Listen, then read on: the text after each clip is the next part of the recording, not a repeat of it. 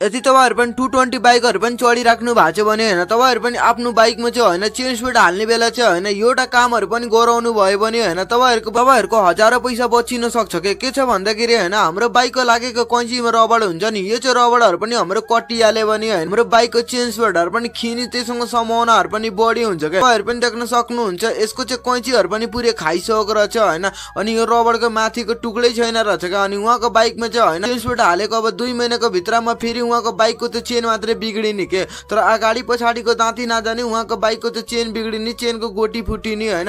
अब यसको चाहिँ हामीले चाहिँ नयाँ र पुरानो रबर नापेर तपाईँहरू चाहिँ देखाउन जाँला छ, तपाईँहरू पनि देख्न सक्नुहुन्छ होइन यसमा चाहिँ कति जतिको डिफरेन्स छ होइन। तर यो रबर खिएको कारणले गर्दाखेरि होइन उहाँले चाहिँ आफ्नो बाइकमा चाहिँ होइन 1 महिनाको भित्रमा चाहिँ होइन 2टा जति चेन स्पिड पनि फेर्नु भएको रहेछ। अनि उहाँ दाइको बाइक हिँड्ने बाटो चाहिँ हामीले चाहिँ सोद्धाखेरि होइन उहाँले चाहिँ के भनिराख्नु भएको छ भन्दाखेरि होइन भाइ अनि गाउँको बाटो खत्तम भएको कारणले गर्दाखेरि होइन उहाँको बाइकमा चाहिँ होइन 1 महिनाको भित्रमा 2टा जति चेन स्पिड हाल्नु भएको रहेछ। तर उहाँको बाइकमा चाहिँ होइन हामीले पनि चेन स्पिडहरू पनि यतिको हालेर पठाइदिएको भयो होइन उहाँको बाइकको चाहिँ होइन पहिलेदेखि समस्याको सावधान हुन्थ्यो होइन। अनि यो भिडियो तपाईँले चाहिँ कस्तो लाग्यो होइन, जतिजना 220 बाइकहरू पनि चढ्ने मान्छेहरू पनि छ भने होइन उहाँले चाहिँ यो भिडियो तपाईँहरू पनि सेयर पनि गरिदिनु।